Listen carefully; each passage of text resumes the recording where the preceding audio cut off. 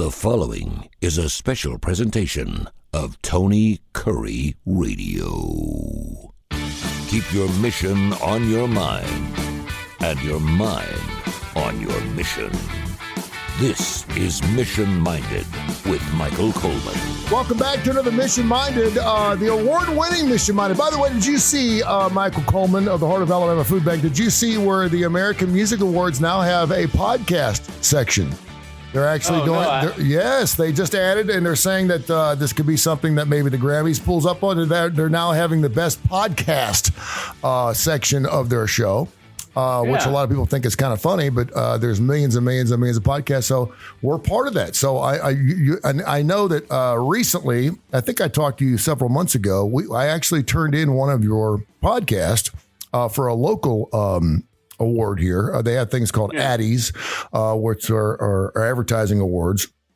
And we put it in for a podcast, and we were chosen out of like 3,000 different podcasts. So you were top 5. You didn't win, but you were last. You were last of the 5 podcasts, which is, I mean, that's very nice. No, that's big time stuff. And the one time I won an Addy award back in 1989 or something like that, I didn't even know that I was up for the award. Someone had turned in a piece of production work that I had done. So you never know how that stuff's going to happen. And when that stuff goes, it takes off. So kudos to you and all the hard work you do. And there's a lot of different things out there that people can certainly listen to. And we greatly appreciate everyone tuning in to Mission absolutely.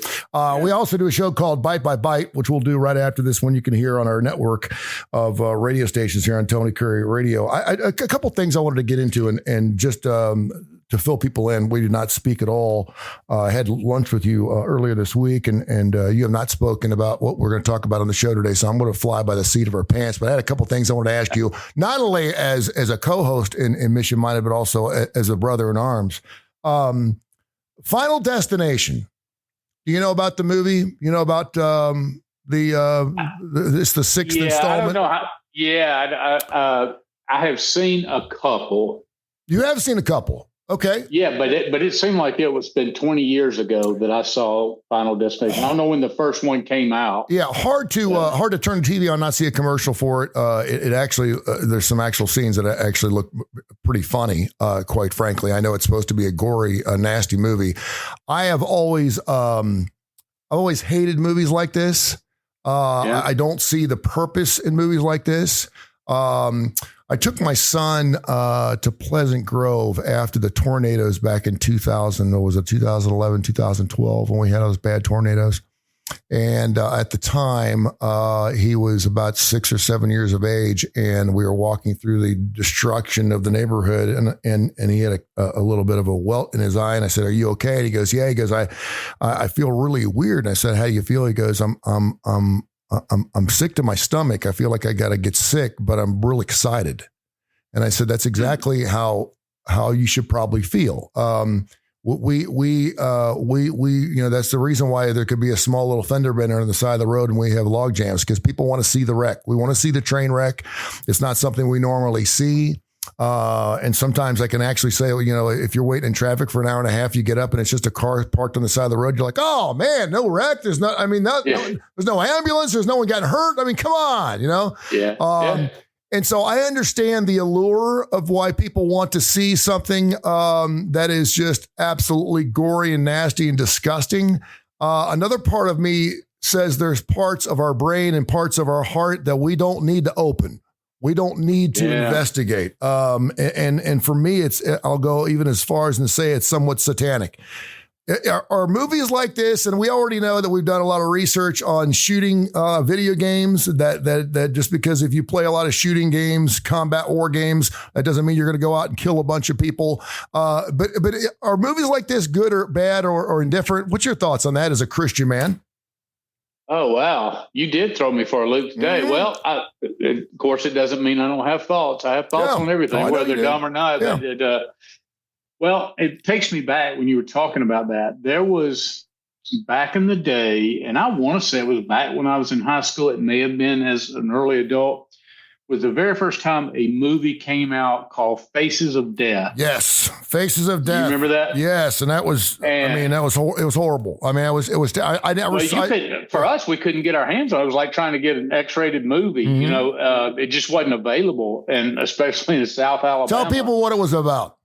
Yeah, so it was not supposed to be any of it staged. I think it later came out that maybe some of it was a little bit. But it was supposed to be video recordings of people facing real death, mm-hmm. and the truth, and when you hear about it, you know, most of us had not seen death, at least up close. You know, you had a relative die, you may have had a parent die, but you didn't get to see the process of going from a state of life into a passing away. True, and there is something very fascinating. It's you know, as they say, macabre in one sense, but there's something fascinating about it. Right now, I was watching the Darwin Awards is a page on Facebook, I believe, and it shows people doing really stupid stuff, climbing up on power lines and then getting electrocuted to death. And I watched it for so long because, again, I find it just that whole process is fascinating on one level, but then it leaves you like, after a while, I said, I'm just going to stop following this because I'm seeing too much of it. Mm-hmm. So, and again, I'm no different than everybody else, rubbernecking. I've seen people laying on the side of the road with sheets over them, just on and on and on. I guess because the events are so rare in our life, it's lots of times we're just fascinated for a lot of reasons. But, you know, I've kind of been all over the place throughout my life. Initially, I thought, well, maybe there's some truth to the idea of people watching violence in video games. But then as I grew up, you know, I can watch something. I could even play a video game, and I didn't have any problem playing a video game with violence and then disconnecting from it and then saying, you know, of course, you're in your 50s too. Well, I'm saying back in the day when I was younger, but there are people who can't do that, who, because of either their current state of mental health, the environment, whatever it is, it does seem to cause them to get lost in that world or want to recreate that world. I have trouble blaming the movie. I have trouble blaming the industry completely because they show it to a lot of people who obviously go to those kind of movies, enjoy it, leave, and their life doesn't change at all. So should a few kind of control the majority? Now, this is just kind of an American, I have the right to watch what I want to kind of thing. Yeah. I will tell you from a spiritual perspective, I think there's all sorts of ways that Satan uses very small windows of opportunity to infiltrate our lives or infiltrate our perspective. The most fascinating movie came out about 2 years ago called Nefarious. And it was done in 11 days. But the people who wrote it, it was a Christian movie, but you couldn't tell it was a Christian movie. A lot of churches wouldn't even play it because they saw the cover of the video. It's kind of a very dark, but it's about a prisoner who's dealing with a man and he's demon possessed. It has the most fascinating dialogue. But the reason I'm bringing that up is the psychiatrist is supposed to be determining whether this guy is eligible for the death penalty. Mm-hmm. I mean, he's supposed to be put to death that night. So the psychiatrist is coming in, doesn't want to send him to death, wants to say he's crazy. And they sit there for the vast majority of the movie. There's this dialogue back and forth, and it's just so well done. And one of the things he does, he challenges the demon. He goes, okay, if you're a demon, infiltrate my body. And And the demon's speaking to the man, said, well, it doesn't quite work that way. There's rules, and we have to be invited in.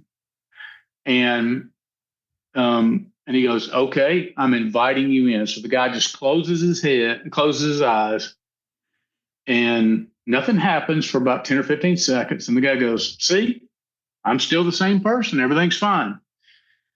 And what the guy says is, hey, I got what I wanted. In other words, he wasn't looking in 15 seconds to overtake his whole body. The idea is I got my step into the door. Mm-hmm. Yep. Because you opened up that door. Then later on in the movie, he starts hearing that voice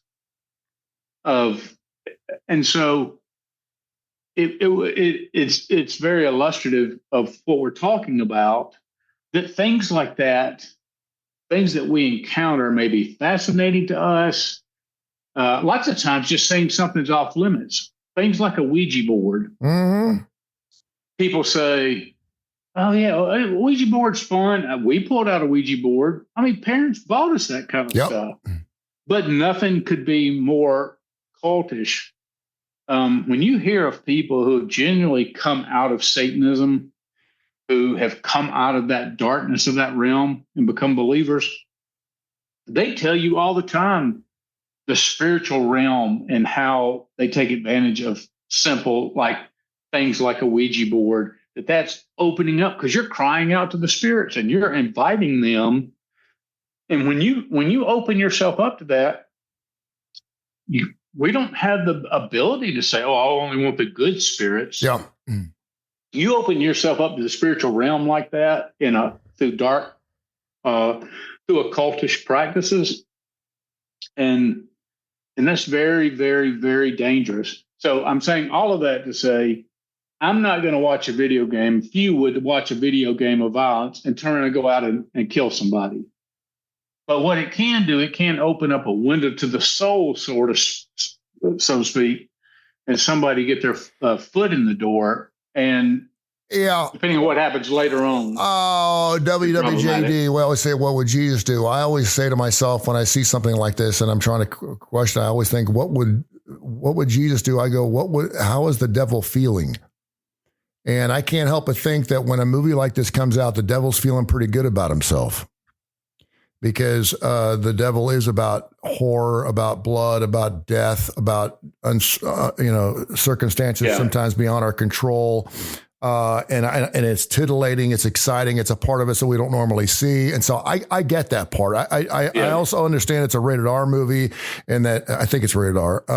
And hell, I may be wrong. I think most of them are. Yeah. But so you got to be 17. You got to be somewhat mature to actually go into a movie. Theory, my 13. I don't even know if the movies check ID anymore, do they? No. My 13-year-old daughter, I could see where younger people would probably get off on this, and it kind of makes me sick to my stomach. And so, there is a part of me that understands the allure to it. I understand some people will go see every scary movie in the world just because it's particularly around the Halloween months. I get that. Yeah. I just think it's a really slippery slope. I think because I remember a friend of mine, remember when beheadings, when people started doing beheadings, like, I don't know, where it was in Syria or Libya or whatever. Yeah. And there was actually some videos of some beheadings on the internet. And I walked in one of my friend's offices and he was watching one. And I wanted to see it. I wanted to see it from the standpoint of, I knew it was real. I was hoping it would change the way I felt about this particular terrorist group, but it didn't. And I still live with the sound. I mean, I could still hear it. Oh yeah. It traumatized me to know that it was, there's one thing about doing a movie where, it's not real. There's another thing where on the faces of death where, there's actually life, being taken on film and us enjoying and paying to see that. I think that's sick. I think there's just a part of that that's really sick. Again, if you want to use computer animation and you want to do something like that, it's like, okay, because, God gave us this life and here we are making money and doing a movie about us taking away that gift that he has given us. Correct. It's like giving someone a puppy and then I'm paying you $20 to watch you torture it. It just doesn't make sense to me. And so I wanted to get your thoughts on that, because I know some people are like, oh, what's the big deal? And I think, as you get older, you start looking at life a little differently. We're all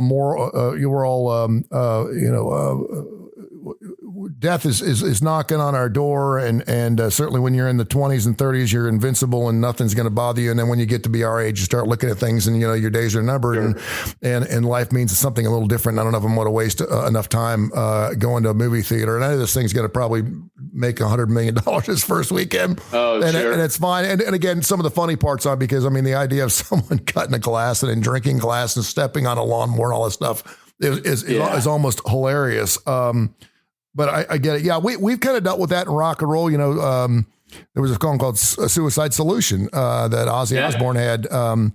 And a lot of people said that the band was cult. Black Sabbath was cult, and that was making people.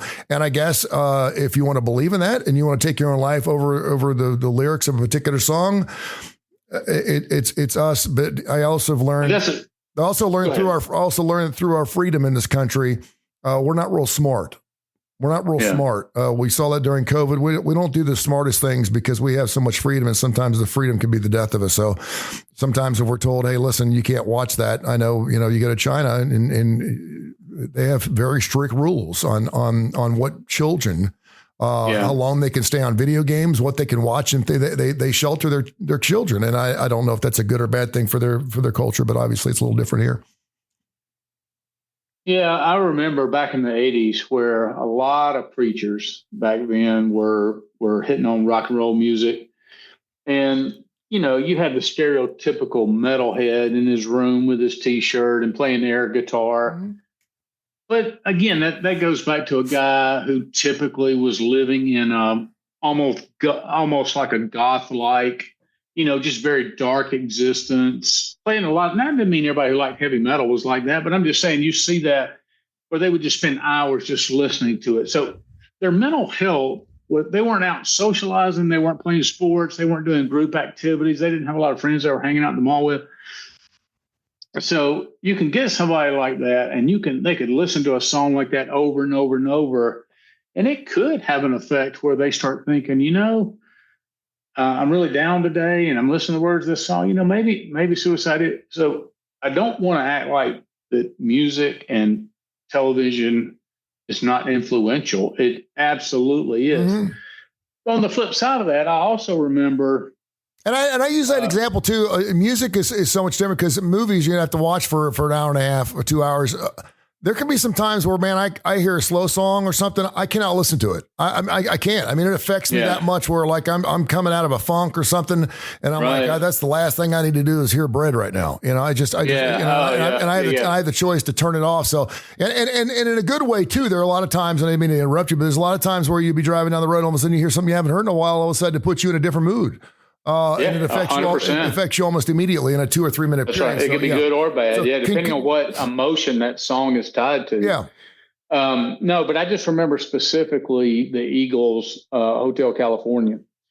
And I heard one of them later. There's been all sorts of ideas about what that's about. And one of them explained, and it makes sense if you look at it, is talking about the drug culture and, and you see things like mirrors on the ceiling, pink champagne on ice. Mm-hmm. They talk about trying to kill, stab it with their steely knives, but they just can't kill the beast. Yep. And you see them on glass doing lines of cocaine. Mm-hmm. And then at the end, he goes, you can check out anytime you like, but you can never leave. That's talking about that culture addiction and the drug addiction. Like, of course, you check out. It fits it all very nice. Yeah. Like you're invited in. It's so warm. Mm-hmm. Well, preachers in the 80s and I think even early 90s were saying, try to tie that song into the Antichrist, the beast, and then they turned them into a bunch of Satan worshipers. Everybody on the Eagles had made a pact with Satan, and then they go out and they preach that as if it were the truth. Now, and people say, well, better safe than sorry. But what that does is when you find out how wrong they are, because you can work people up into a frenzy about something and and you can get them to rage against the machine on whatever the issue is. But to me, you lose such credibility by trying to dogmatically say this is for sure something, and when it's not, you're trying to make a point, but you're misusing things like that. So I think that's what happened, was they became so dogmatic, using every video to explain every death or every child suicide. Oh, it's this, because we always have to find something to blame. And the reality is the world and people, and the world's complex, people are complex, we're all broken, the world's broken, we're broken. And when all of that is put together, you're going to have some terrible outcomes in life. Mm-hmm. And it's so difficult to point to one thing that's the problem. There are several factors, but I don't think any single factor out there is pointing to it. But again, I'm trying to present both sides here, but just understand that doesn't mean that it's safe to go and expose yourself, because it can. And all it takes is one, right? I mean, it can give you a memory you won't forget the rest of your life. Yeah, you play Suicide Solution in front of 112-year-olds who just got off Instagram. Who knows what you're going to catch? You're throwing out stuff, a bologna sandwich into stuff's popping up in my head having this question. So I'll give you a good example. My dad was a motorcycle enthusiast for a while, and he and I were driving to see his brother in Huntsville. This was in the early 70s. So I think 72. I think I was 6 years old, maybe 73. And there was a movie that came out called The Legend of Boggy Creek, and which was it was a Bigfoot movie. Yeah. And we go to a theater. He says, let's spend the night in Decatur, and then we'll get up the next day. And he's like, hey, you want to go see this? And I was like, yeah. Of course, I'm just with my dad. I'm not going to do whatever my dad wants to do anyway. That movie scared me so bad as a 6-year-old that 4 years later, I was living, my mom and dad had divorced. We had moved to Montgomery. I was living over there in Forest Hills. And our backyard butted up to a big drainage ditch. And then it was woods. We had a small little, brick home. But I wouldn't cut. I wouldn't get within 10 feet of that fence, and I'd leave it uncut. And I was making my mother and my sister, I was in the 4th grade by then, and they couldn't figure it out. And I finally confessed many years after that, I was so traumatized that feeling would come back. I wouldn't even cut grass that was backed by a drainage ditch. How about that? Just because I could see that. So that's the kind of effect movies can have. I was a young child, but I mean, it devastated me. Now I've always been fascinated with Bigfoot things. Me too. And it's funny because I don't watch a lot of movies. I see maybe a movie a year. And when I do see a movie, it affects me, man. I never saw Dark Knight Rising, the Batman movie, in a theater, and I'm not traumatized, but I was like, wow, it just really affected me because it just made me think the ideas that it's putting in other people's heads.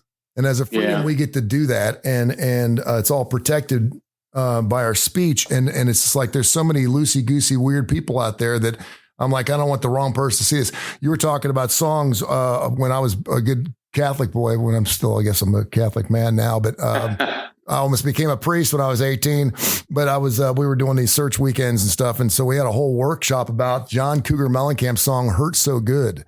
That it was a satanic song, that it was demoralizing sex, and that it talked about sex in a painful way, and it depicted rape. And I mean, I was I'm 14 years old, and I'm already playing this song on the radio, man. I'm already working in radio, and I'm playing this song, and I was like, come on. I mean, are we really going to do this? But I remember that vividly.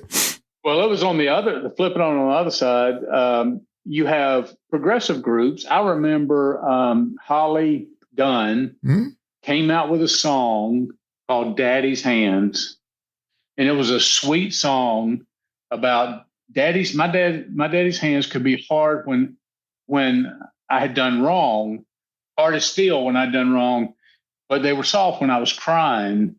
and just talking about that whole dynamic. And then, that's abuse of a child. Yeah. And then, about no doesn't, she did one about no doesn't mean no. And it was a sweet song, but then that was about rape culture. So people will find anything and read into it if it fits their narrative and use it in the world. I guess it's an age-old trick, but people on the left and the right are both guilty of it. Does the P. Diddy thing surprise you? Not at all. I'm going to tell you something. I don't think we're ever going to fully get all the do you understand how it could get to that level? Debauchery. Yeah, a lot of people are like, I don't see how he could. I've seen it. I mean, I totally get it. I mean, I don't understand. I'm not saying what he did is right by any stretch. Period. Yeah. And even the stuff he's admitting he had done wrong is disgusting. I mean, this is the difference. But having people urinate in her mouth and all that kind of just it's disgusting. Yeah, but it shows you what money and power and people's desire, that people who thought that Diddy could help them or help their child, Justin Bieber being turned over to that child predator and Usher as young teenagers and left in the care of them and abused like they were. It is amazing, the trauma. And you look at Justin Bieber today, you can see, I mean, they talk about he's almost non-functioning in a lot of ways. And he looks like stays on drugs. I mean, he's looks like a meth addict, like his face has gotten very, very thin. But they talk about how he cries all the time, just about those childhood. And you go back and look at the songs, and you could see little snippets of it in the music. And but that's what evil. And when you buy into that and you embrace that, and you do anything for money or for fame, that's where it leads you. Yep, you're right. And I can't help but think I know a lot of people go to bed every night praying that they're going to get rich, or that I hope this business deal goes well so I can have extra money, this, that, and the other. And I've got too many friends of mine that are wealthy beyond their means that aren't any happier than I'll ever be. And I'm like, and it's one less thing they got to worry about. But like you said, when you have one less thing to worry about, you'll fill that void with something. That's right. And sometimes it makes it even worse. Hey, before we go, I want people to start thinking about next week. Next week, I wanted to get into something today, but I think it's fascinating talk, and that's what we talk about. We talk about business and all kinds of things here with you, and I love the brotherhood we have that we can talk about things like this. But next week, there's been so many things cut. You and I had lunch earlier this week. It wasn't a business meeting. You and I just were breaking bread, and we were talking a little business, and come to find out that you've spoken about it here on Mission Minded, that you've had some major cuts with your organization. And because of that, it could directly affect and never reflect our relationship as brothers, but certainly from a business standpoint, it can. And so, even from that standpoint, it's kind of funny. It's funny because, ever since Trump, whenever Trump takes office, my business just, something happens to my business. The last time he was president, I got fired, and I'd never been fired in my life. And now he's president, I'm not losing money again. So I don't know. I'm not sure if this I'm starting to see the writing on the wall. But I want you to talk next week about, is it healthy? And what type of job should you be looking over your shoulder right now? A lot of people are looking over their backs, but if you're a government worker, you have to. Because there's no way you're probably not going to be affected by something. You may get your job back. And a lot of people I know that have lost their jobs. On a federal employee, because you might be a state employee, it might not be at risk. But I do think a lot of people are we like to emulate success, and I think a lot of people are looking at this and going, maybe it's time for me to clean house a little bit. I've heard of states coming up with their own Doge. Exactly. And because there is a lot of waste out there, and there's a lot of fraud, and we've had like 16 jars of apple butter on the back, and they're like, why do we have that apple butter? It's been back there for 4 years, and someone keeps saying they're going to sell it, and why is it taking up our inventory space? Why do we have that? And maybe by going through that, we can actually help our personal lives, because I know I'm a purger. I'd much rather, I got everything I own in a box about this big. I don't like knickknacks. I don't like having a bunch of garbage. Once a year I go through everything and I'll end up throwing some more stuff out. Have I wished I'd held on to some things? Absolutely. But maybe it gives us a chance to kind of purge from a personal standpoint too. Maybe what does it tell us about business in our own personal lives and how clean cut? Because obviously, It's a market correction for me. I mean, we get fat and happy, and we start adding jobs, and get bigger and bigger and bigger, and all of a sudden we pull back. And more likely, we're not cutting back to where we were before, so we're actually growing in that. But the stock market never goes straight up; it goes like this. And so, I'd be interested to see maybe this is a good time for a lot of us. Because the other thing too, and I hate this, because for people that went to college for 8-10 years to become a scientist, and all of a sudden they have no jobs, I think it's going to work out for them. I'm just like, I'm not a scientist, so I don't know, but I'm like, just chill out. Wait a second. I've been around people where people are like, I can't believe she just did that. I'm like, hold on. You know what the deal is? Knee jerk, cutting everything to the bait, and in a couple hours she's going to call back and apologize and say, no, you can go do this. You know who I'm talking about. So just chill out. It's going to be okay. And I think things will be all right. I think if you're a scientist, I don't think you're going to be looking for a job very long. It may be in France, but you'll be finding something. But just something kind of stick in your head for next week. So we'll get into that next week. Yeah, I look forward to it. Thank you, my friend. I appreciate you. All right, buddy. This has been a special presentation of Tony Kurre Radio.